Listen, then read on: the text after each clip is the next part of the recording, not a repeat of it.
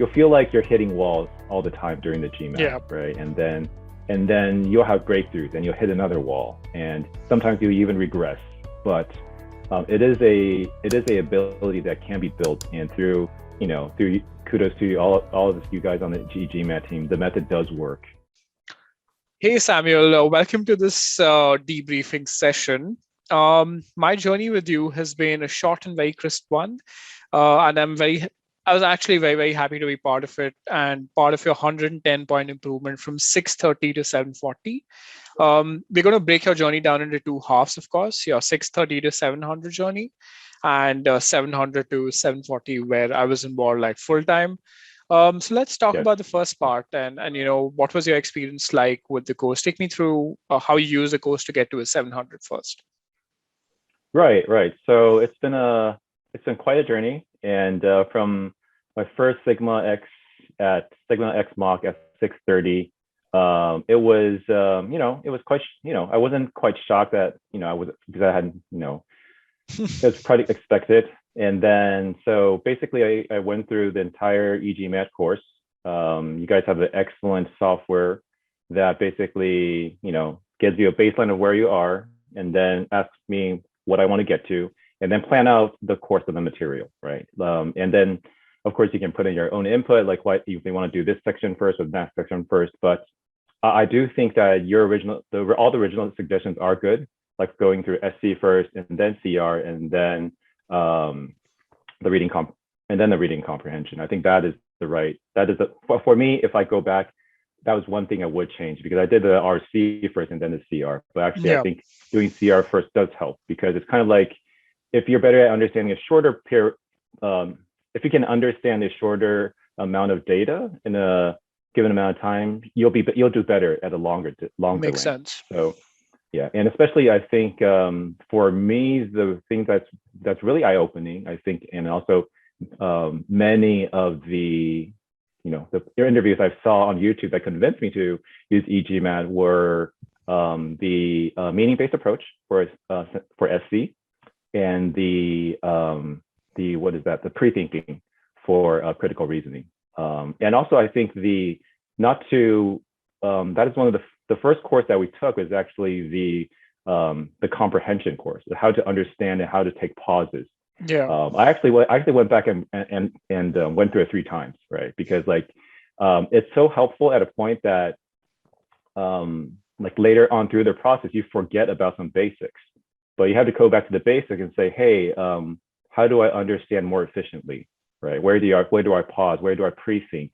And those are things that, it kind of seems silly that you're asking yourself, oh, so what's going to happen next? It sounds like, oh my, come on, right? But it does help a lot, because when you're under pressure and you need to quickly understand the essence of a very short, they try to throw all kinds of things that kind of confuse you, but you need to ask yourself these questions so that you're engaged. So I think for me, for SC, for the sentence correction, understanding the meaning was huge, because for me, I tended to look at the structure, like, all right, is structure correct?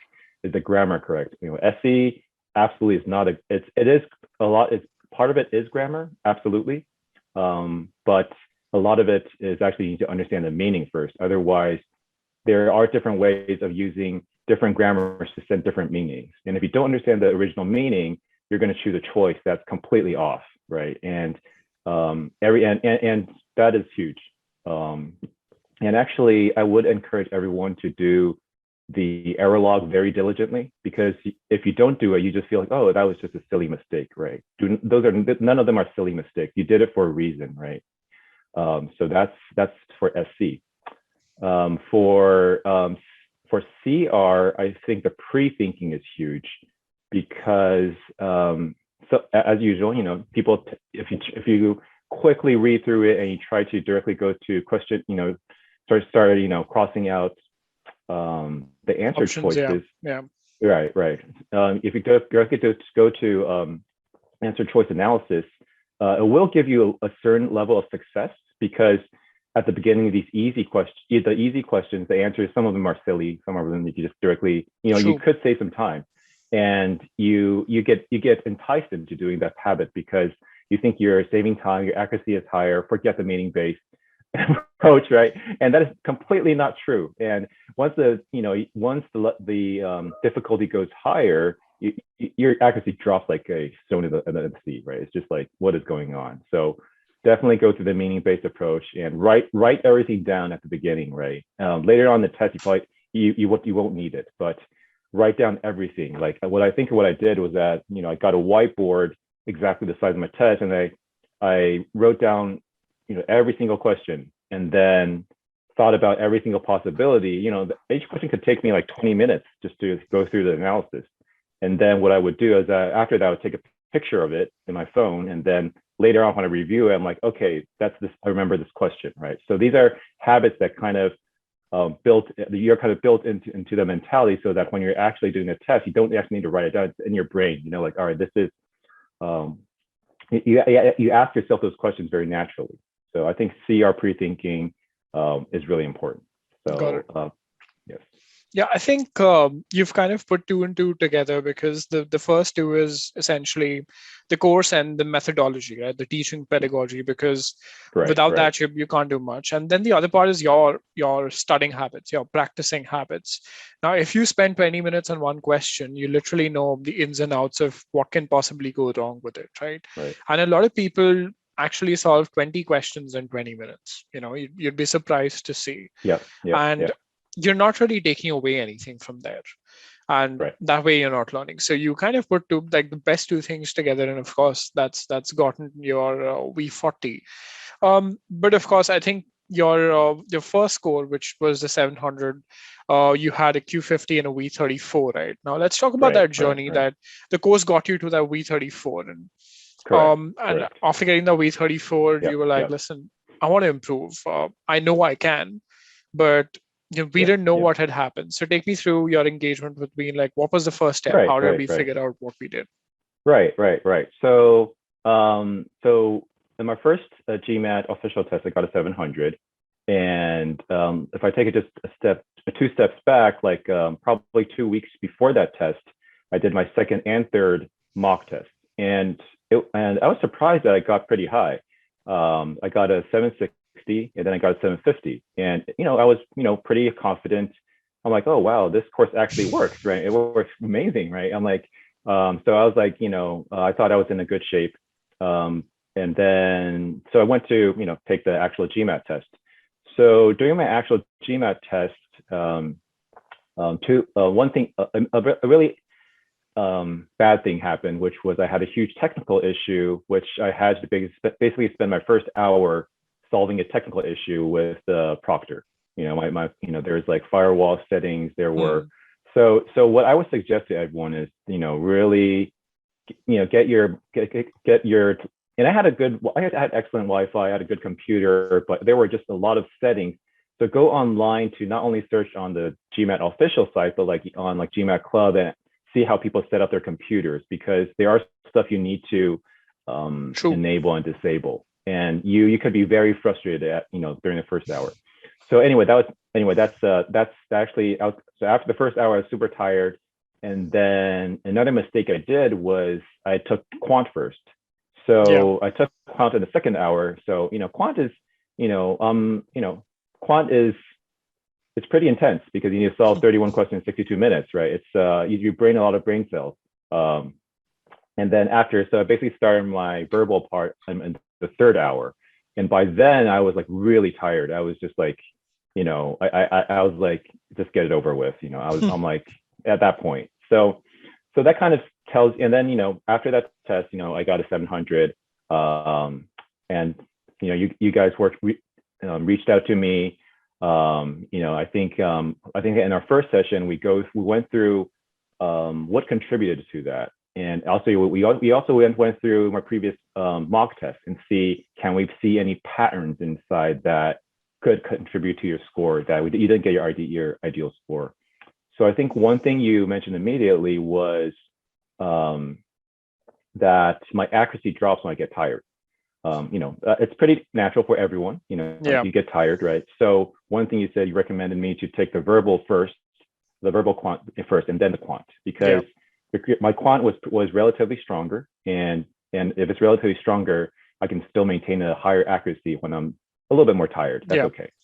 So that's one thing. The second thing was you actually went through my Sigma mock test and you found some luck factors inside. Like at certain parts, I was probably dashing through and being quite lucky, and like solving bold-faced critical reasoning questions in like, I don't know, 1 minute or something. I was like, wow, that's pretty impressive, but that's probably, he had some luck there, right? So I think, so then I think DJ, you kind of went me through, okay, so let's go, you got 700. How do we get to, break the 700 barrier? And I think this part was super helpful because it's actually a great question, because getting to 700 is one phase, and going from 700 and above, it's a different animal. It's just like, you have to really go into, right, you have to increase your accuracy and timing to a level that you're really comfortable and confident of doing it. There's no fluke, right? So the first step, I think, was the 3R process. Basically go through all my notes, going through all of my previous questions that I made incorrectly, make a very detailed error log of why I did that mistake, and why I made that mistake, how much time I spent on it, and really breaking down, like, for instance, like CR. I think it was great. Even inside pre-thinking, there are different levels of pre-thinking errors, right? True. There's like, you pre-think a general possibility of, like, there's like a general pre-thinking, and then there's the very detailed specific example pre-thinking. And what I noticed for me was that, okay, I could get to the general part, but in order to save time, I don't do the specific part, the more detailed. Yeah. Right. And it's and that part actually hurts me in some cases.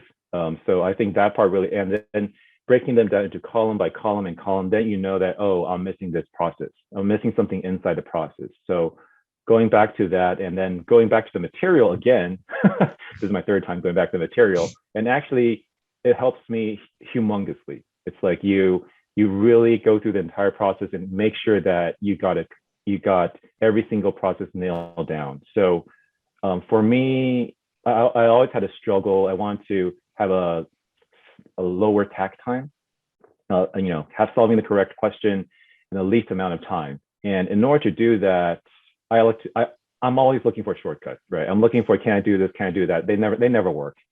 And so my journey is kind of like, I shorten down a little bit, and then I get into bad habits, and then I restructure. My timing increases again, but then eventually what you'll notice amazing is that your timing, and with the right structure, your accuracy and timing increases. That is the right approach. And you just have to be, you'll be in the woods for a while, but stay patient, stay focused. If some people say it's 2 months, in my case, it took 4 months, but you will get there. But you just have to build that into your mentality of doing things. So that's the 3R process. And then the next step then he asked me to do, okay, let's do a few, let's do a few CR and SC questions, not like a full test, but like, maybe 10 or 20 questions, kind of similar to a cementing test. Yeah. But we just wanted to see that where were we? Where was with your tag time and with your confidence with SC and CR questions. Exactly. And could I get, I think it was, we needed to have like 70% or 80% accuracy on both of them. And then we move on to the next phase, which was, I think it was the last mile plan. Yes, correct. The last mile plan. And the last mile plan is also super specific. It's like, but you have to really be at the last mile to do that, because you have to have, by that time, you should be very solid in terms of your fundamentals. And actually, I have an interesting story to share, which I'll share later. So the last mile plan was kind of like a 4-day rotation. It's really intense. It's last week, right? You do a mock, review the mock on the same day, right? And then there's also a stress test, basically. Giving you less amount of time that you actually have for a given amount of questions. And those were quite a lot of questions, right? I think we do probably like 3/4 of the total questions, something like that. And then, I scored all kinds of terrible scores on it.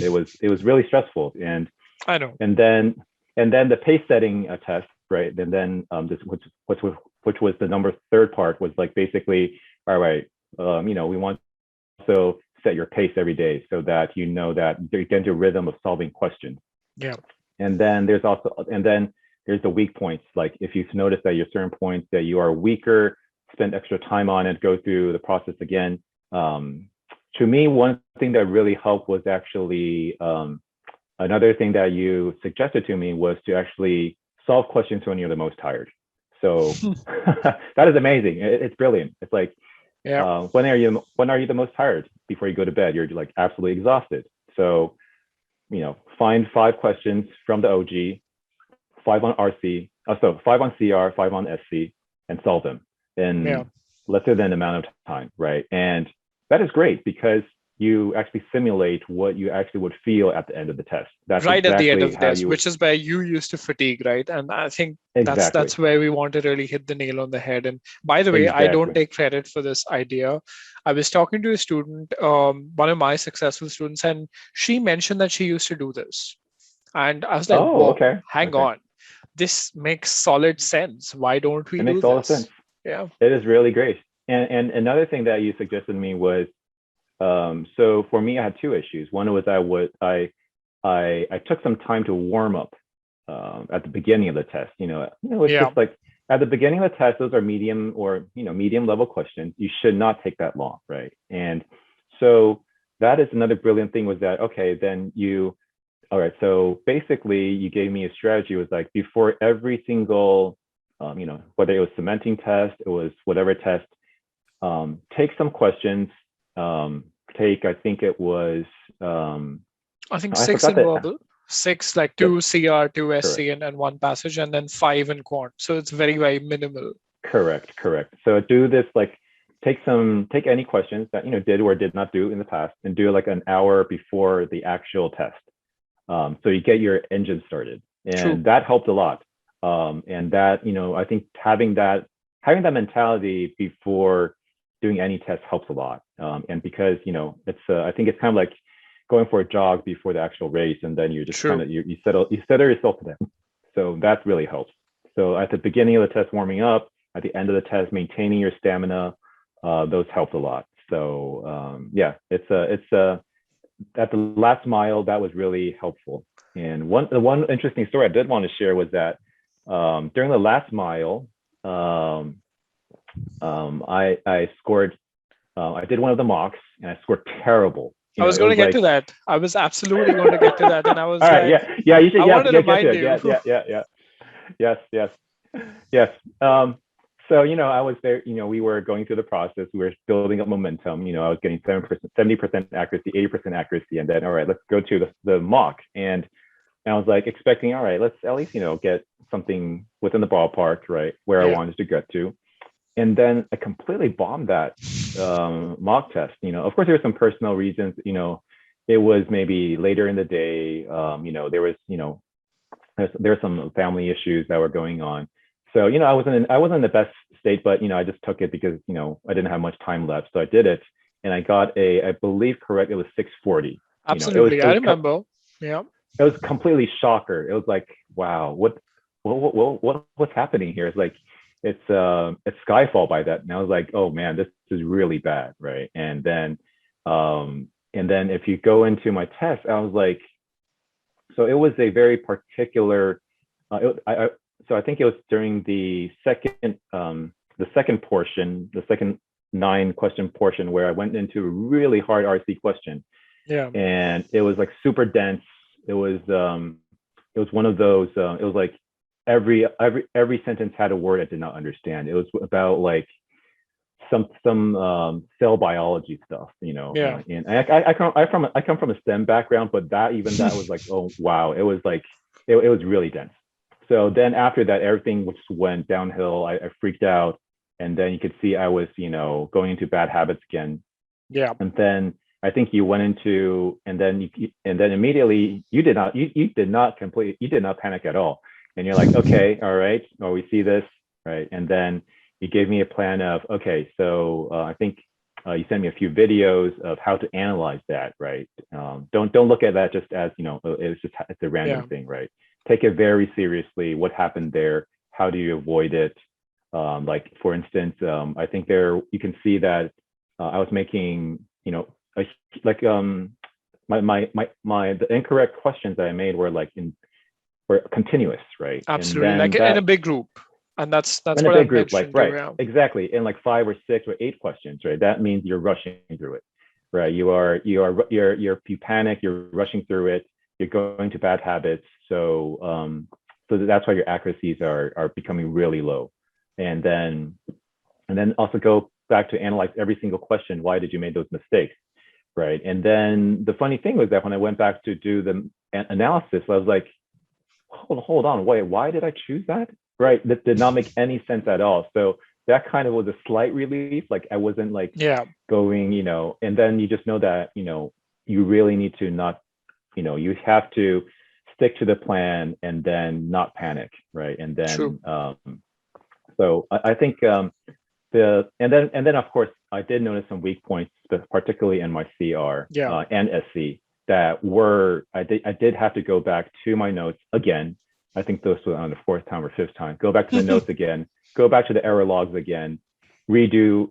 Go through the process again and figure out in which part I was lacking. Right. And I think for SC, my problem was that I was getting into the same bad habit of just looking at structure, and then I was getting a little bit too confident, and then I was going through, all right, this sounds right, and then what sounds right is not right. That is really dangerous. And then so for SC, that's so I had to go back to the meaning base, understand the meaning, right? Because if you don't understand the meaning, you will make false mistakes.